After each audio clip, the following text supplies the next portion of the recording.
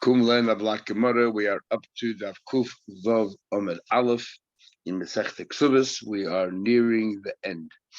Okay.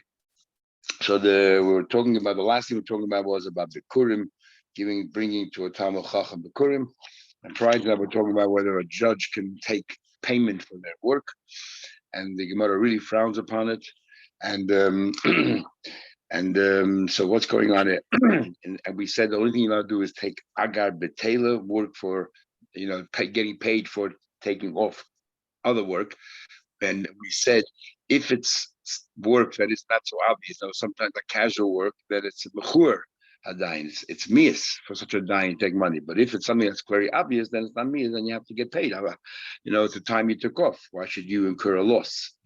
So how is it that today they only get paid? Quite nicely. So Traces gives two general rules. One is when the whole Gemara is talking about taking money from individuals, but you're taking money from the community at large, then the community at large should have a bezin, and therefore, you want to support the bezin, make sure that they can exist. So therefore, that's permitted. But that doesn't explain what happens today when every individual has to pay to when they go to a din Torah. So the other answer, Traces, is there's a difference whether the dying is a casual dying or a permanent dying. In other words, the dying, this is his livelihood, then he has to get paid as a livelihood.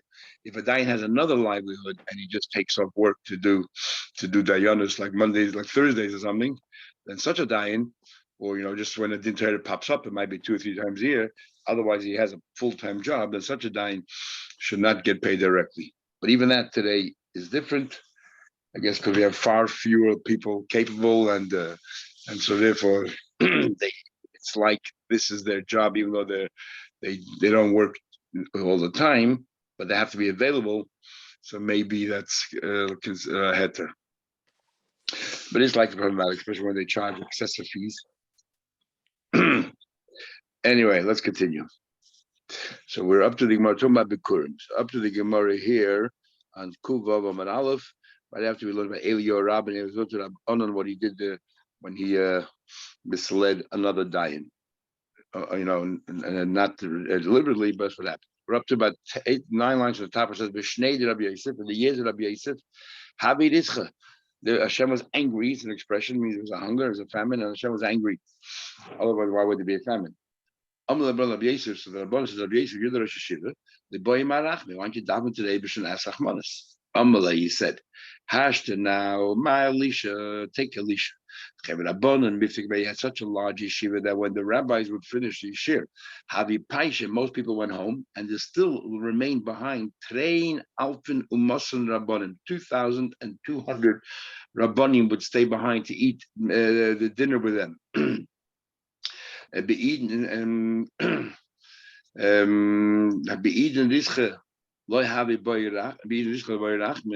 time of hunger, he didn't daven. I should daven. I don't have so many talmidim. In other words, on a much lower level. How in the world do you know that he still had 2,200 talmidim stayed behind for a meal? It says the pasuk that the Misharis of Elisha said, "Ma eten ze lifnei mei ish." What can I give before 100 people? What do you mean, my lifnei mei? What do you mean in front of, where do I have enough sufficient to give to 100 people? Because the pasuk says that he had 20 loaves, before 20 loaves and lechem bekur, and that's 21, and then says the carmel is 22. So you had 22 loaves of bread, and this Bashar is saying it's not enough to feed 100 people. My lifnei meish. What do you mean in front of 100 people? Ilan ukulul measure 22 loaves for 100 people. Bishnei b'tzayis is to have in a hunger year. That's an unbelievable amount. What's he complaining about? I don't have sufficient.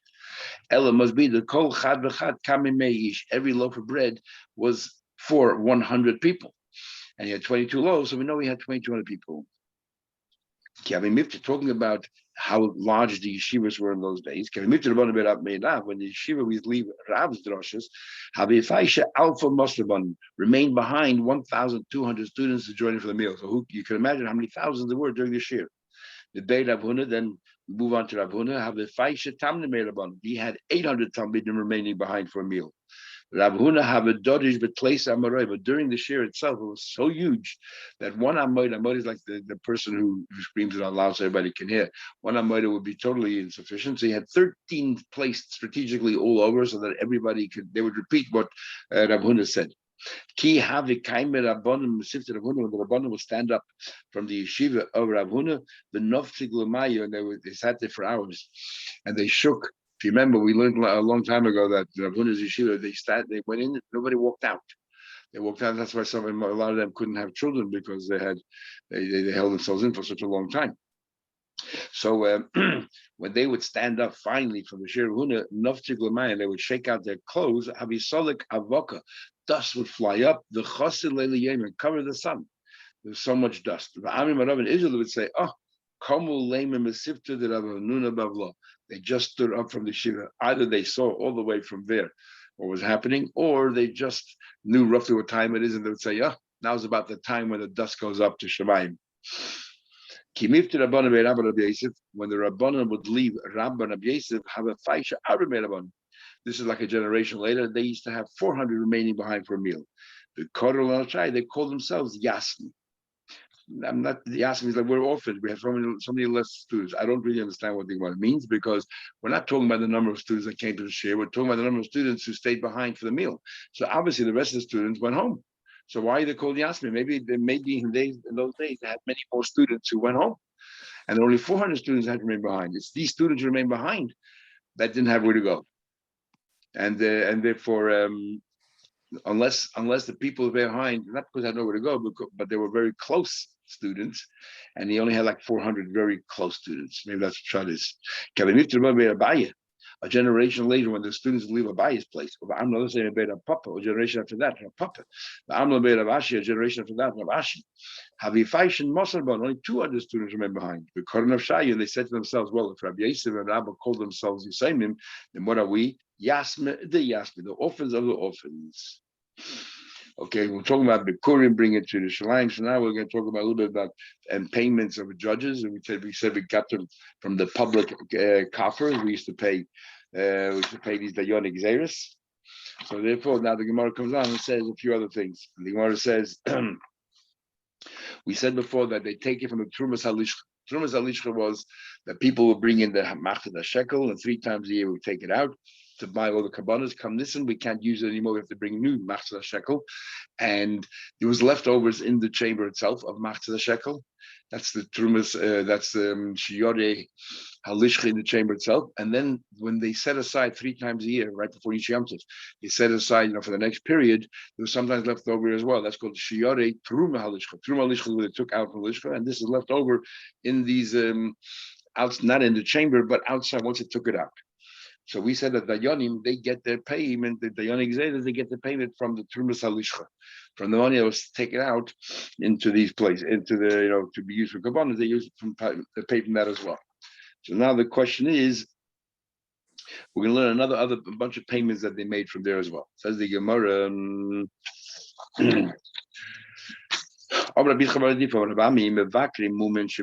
those people whose job was to check out all the kabbanas to make sure that there were no defects, disqualifying defects. Where did they get paid from? Trumas Halishcha. They got paid from Trumas Halishcha. From that, the same government, the money was set aside from that Lishcha. Those who taught the halacha shchita to kainim also how you know the scharim and took the money from there. Those who taught the laws of kmitza and malik and all these other laws, is unique to kainim. They also got paid in terms of lishcha.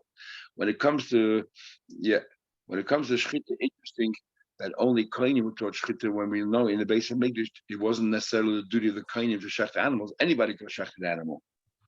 But nevertheless, we wanted to make sure that the Kohanim knew in case there were no Yisraelim there, so we paid them from the coffers of Lishcha.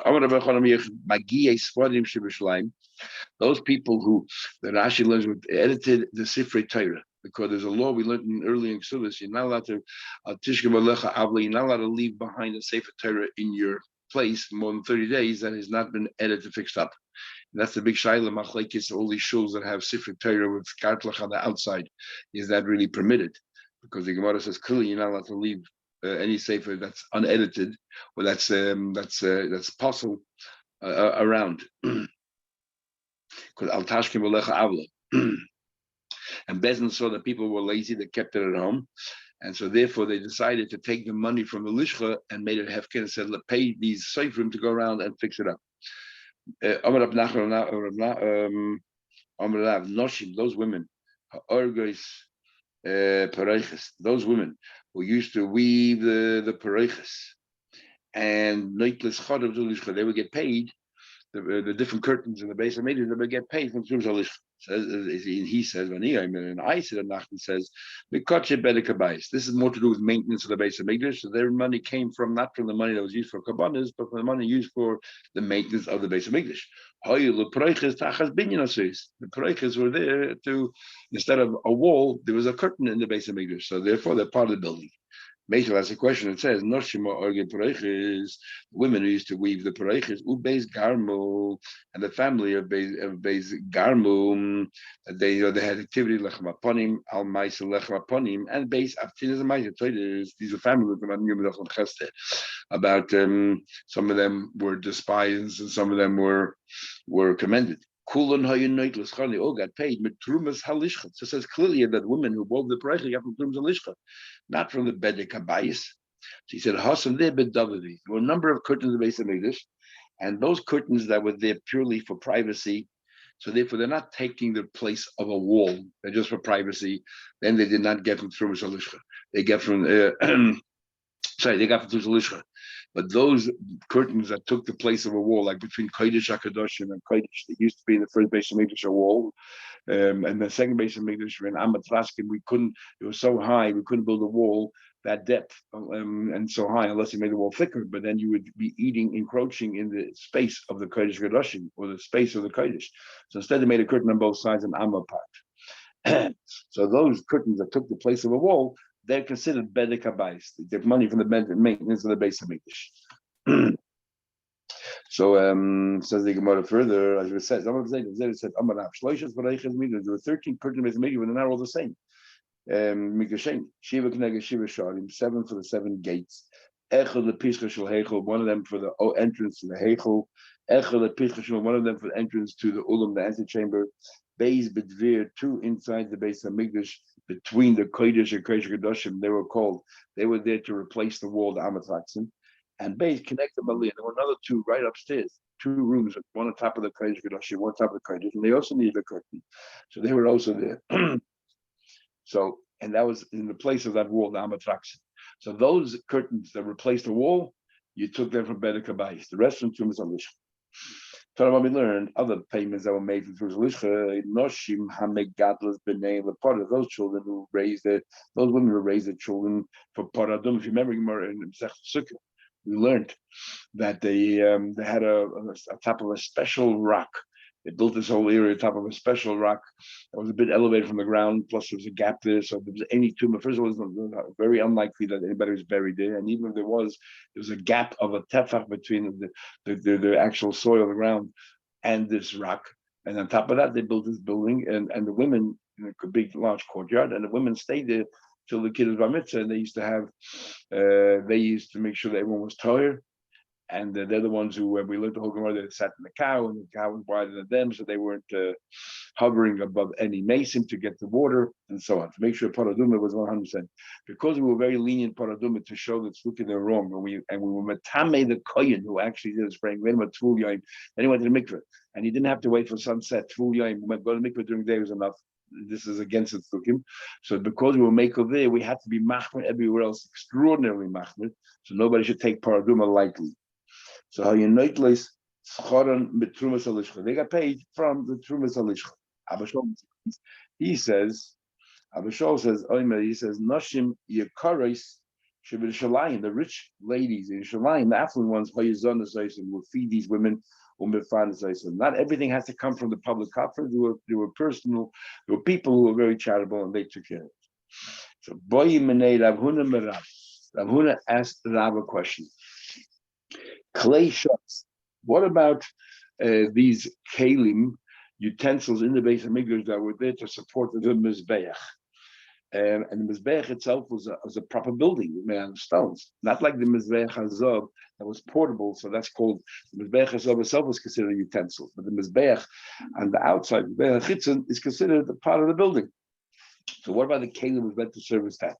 And the question is as follows: do we say Tzreidach Mizbeach, that we're there to support the Mizbeach, which is an edifice, Umikotche Bedek, so therefore they were there for maintenance of the base of English. That's where they got the money from. Or Tzreidach Carbon, or perhaps the Mizbeach ultimately there was to bring up sacrifices. So these clay shutters was there to, bring the blood and all that for the sacrifices, or the Ivarim and the limbs to bring it Trumas Halishcha, and therefore it's part of Trumas Halishcha because that's where the Kabbanis they got their funds from. Amalei, he said, he said, Rav said that it comes from the Trumas Halishcha because ultimately it's there to support the Mizbeach. Says Gemara Ezel asks a question. Ravuna asks a question. It says in the pasuk,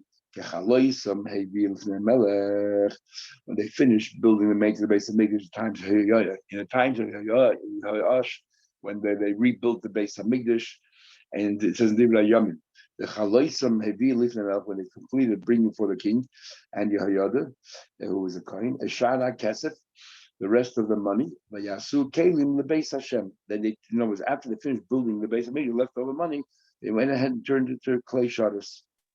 So we see from here clearly that the clay shutters came from the money, the maintenance of the house. Not like Rabbi says it came from the Trumas Halishcha. Amalei, so Rav said to him, a bit sharp, that Kayach Ksuba Loyakaya Neviah. The one who taught you Ksub Nivra Yamin didn't bother teaching you Nevi'im. But there is a pasuk, Ach Lo Yasa Beis Hashem. Do not make from the house of Hashem, Sipos, all different kinds of instruments and kalim and so on. So we see clearly in the pasuk, this money should be used for those who work for the building and strengthening the base of Mikdash. In other words, don't use the money for the making base of Mikdash for things that you need for the kabbanis. So, so therefore, I'm right. And where do you get that money for that? It must be get it from Solution. But you might have found we have a steer of Psukim. One place says you get the money from Kosher Bedekabai, some place says you get it from Salishcha. Like cash is not a problem. Kan Shigavu Vahisir. Here is talking about that they raised the money and there was leftovers, and because there were leftovers, therefore they use the money. Kan Shigavu Vahisir. They raised money for the Bedekabais, but they need a surplus of money. Surplus of money, you can use that for clay shutters. But if there's no surplus of money, you cannot take money from Bedekabais for clay shutters. Clay shutters, Trumas Halishcha. What are you collecting this extra money? How do you have, since it was collected and you told people I'm raising money to build the structure of the base of Mikdash, how can you use the money for another purpose? So the Gemara says, "Leiv bezn masna leim." When people donated money, they donated it to the base of Mikdash, but also because the bezn there can have the right to make everything have fish. They have the right to take the money and say, "You know what? We're no longer going to use it for Bedekabais. We can use it for something else." If, and this is what basically said, if we need to require that money to make this, fine. But if we don't require anymore, the clay shutters, let it be used for utensils. Talking about Rabbi Shmuel learned clay shutters. Shmuel learned that clay shutters comes from the Trumas Halishcha. Now, Rabbi Shmuel agrees with Rav that clay shutters got their funds from the same place where the Kabbalah got their funds, Trumas Halishcha. It says in Pasuk, and the Shara Kesef, the leftover money, and the leftover money they make kelim. Ezel Kesef sheyesh lo shiraim, which Kesef has leftover money. Which Kesef Chatchila, the way you organize it is the Trumas Halishcha, because 3 times a year they would take money out of that chamber and bring it to another place, and there was always leftover money in the chamber, so it was designed to be leftover. It didn't just happen. So now we're changing the pasuk and saying, though it says Shara Kesef, we're no longer talking about the money from leftover from the maintenance base of Mikdash or the revamp of it, but rather this is the Trumas Halishcha, because it's designed to have leftover money. And from this Trumas Halishcha, you made clay shutters. Says the Gemara, the Ema say, Shirayim Gufayum. No, what do you tell me? That there's left over, the money that was left over you set aside 3 times money, and when the money you set aside for kabbalah, there's always something left over. That leftover money usually plays shabbos. So they want to, how do you know it's the leftover money for the money you already removed from the chamber? Maybe it's shirayim gufa. Maybe it's from the chamber directly, the money in the chamber itself.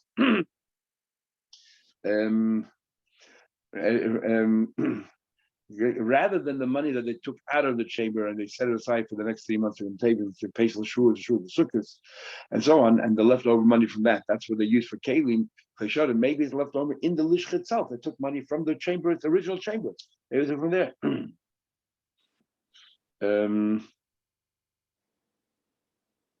Says the Gemara, says Rabba,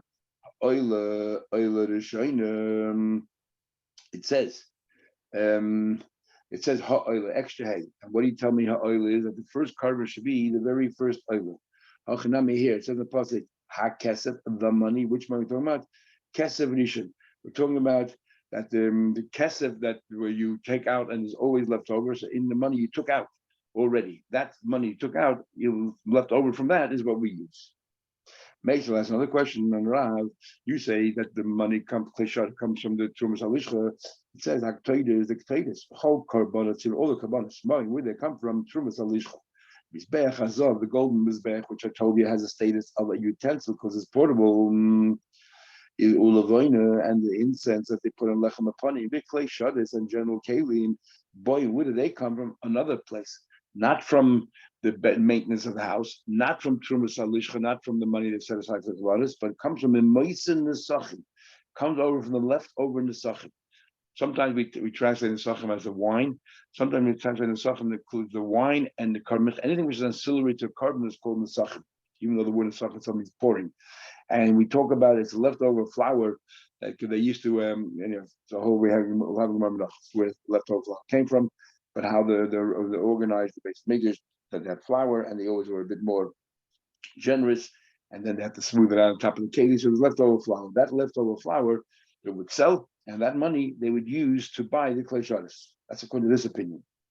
Mizbeach ha'ila, but the outer mizbeach, shachas, chambers, and these are buildings, the hazaras and the courtyards. Boy, where do they get the money from? Kotche Bedek Abayis. These are the edifices. They get the money from Bedek Abayis. What about chutz l'chaim zara, outside of the wall? There's other, for example, the Ezas Nashim, or the Chel. That's the walkway all around the base of Migdash, or the city of Yerushalayim itself, its walls and all of its towers. They come from Boyim Mishiyari Avishachas. They come from the leftover of the chambers of the money we raised for the kabbalas. Zui Shishini, we learned Chaim Maseidim because the wall of the city and its tower. Needs Boyim Mishiyari comes from the leftover of the lishcha. So we see over here different opinions where it came from, whether it came from the Neisser, came from Moise and the Sachim, and so on. So this Akasha, you would have say it came from the Trumas Alishcha. Here it says clearly it came from the Sachim, a third place altogether. Even though before we already had Rabbi Shmuel, who clearly lives like Rav, but here we have a Tanna that agrees. So you must say you're right. Tanoi, it's actually a big machlekes of Tanoim. Some say it comes like Rav, that it comes from the Trumas Alishcha, like Rabbi Shmuel, and some say it comes from other places, like we say right here. Tanoi, it's not we learned. Moisa Truma leftover Truma, what they do with it quick. So what did they leftover Truma? Let's say leftover it comes to tradition, they can no longer use any of that money. They have to use the new money, the new funds that they raised, Master Shekel. So what did they do with the leftover money from last year? Is they use it for the kuyas of tzipul based kodesh. They use it as a gold plate, and they used to cover the floors and the walls in the kodesh hakadosh. So that's what they did with it. Shmuel said, no, Moshe paid us. He's the leftover profits of the fruits. We'll talk about in a minute. These locations Bech. They used to buy whenever they never wanted the Bech to be empty. So if nobody came, it was a quiet day. They would constantly buy different birds or other kabbalas to put on the Bech on a voluntary basis to keep the Bech occupied. And Moshe Truma, the leftover Truma, looks like Shabbos. Clearly, Rabbi Shmuel agrees with Rav. The leftover Truma is the Klei Shabbos. Rabbi Kiva says, Moise Truma, leftover Truma, I disagree. The case of his Bech, keep his Bech occupied. And Moise and the Sach, leftover Nesachim, L'klei Shabbos. He's the one who said, we learned in the previous brisa anonymously, that the leftover Nesachim, that's Rabbi Kiva.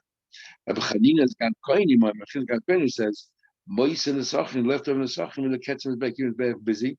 Moise Truma lechlei shadas. So Chanina agrees with Rabbi Shmuel, who Rav agrees with, that the leftover Truma lechlei shadas. The Zeh lo yemaydi lepenis. Rabbi Chanina and Rabbi Shmuel did not agree with Rabbi Akiva that Rabbi Akiva and Rabbi Chanina did not agree with Rabbi Shmuel that the leftover of the profits went to buy kabbanas to fill his bech. What's going on here? What are these profits? Peitus Mayi, where are these profits coming? The time we learned, what did they do with the leftover money? They didn't need it for whatever. They had extra money every year. What did they do with it? Loichin paid his bazaar. They would buy everything on the cheap in wholesale, and then turn around and sell it and make a profit. And that profit they didn't use for themselves. They used it to buy carbonas to populate the mizbech. The Zushin is what we said. Moisa paid us the ketzim, the leftover paid us goes to fill mizbech. What I mean, these two other opinions not agree with it. Now we learned. Moisid is a very interesting argument here. And it's an argument till today. Moisid, and I'll tell you in a second. Moisid shiyari lishcho. Ma haya oisimen. The leftover shiyari lishcho, what did they do with that? Loichin behen, they would buy yenes, wine, shmanim, oil, the salsas, and flour. They took the leftover money to lishcho, they would buy all the provisions they need. And the money went for Hegdish. Divid Rabbi Shmuel. Rabbi Kiva says, and the profits, so they would buy these things, turn around and sell them for cheaper, and the profits went to Hegdish. Divid Rabbi Shmuel. Rabbi Kiva says, Ein mistaklim b'shal Hegdish. You cannot do business with Hegdish. If you raise funds for poor, you now take that money and invest it, and then turn around and sell, make a business. My time, why not Hegdish? What's wrong with making money for Hegdish? There's no place for any poverty. It doesn't look elegant that Hegdish. It looks like Hegdish is desperate for money, and if they turn around and get it, their Indian is not to be in business. Their Indian is to be provide service of something spiritual for everybody. If they get involved in business, people misconstrue that as if they're desperate, they need money, and that is not becoming of Hegdish. And the same thing with Bishulani, my time, why not for the poor? Maybe if you're invested in money, money is locked up. In Punk, you need money for a poor person. Like no one, you have no liquid assets to give to the poor person. There's an argument till today. If meisters have extra money, are they allowed to go ahead and invest in the share market and all that? The Rebbe was totally against it. Right? And the simple reason is because you might lose it. Look what happened to YU. All the hundreds of $millions they gave Madoff, all gone. So, or most of it is gone. So, the general question, and there's a big argument for today: if institutions who have extra money, can they invest it in the share market or invest it in any risky venture, other than just putting it in a term deposit or, some kind of a bank account where they get interest? Anyway, interesting machlekes here right here. But the Akiva says not because we're scared to lose the money, we're scared that we just say it's unbecoming for an institution to be involved in the business world. Okay, have a good day, everybody. Thank you.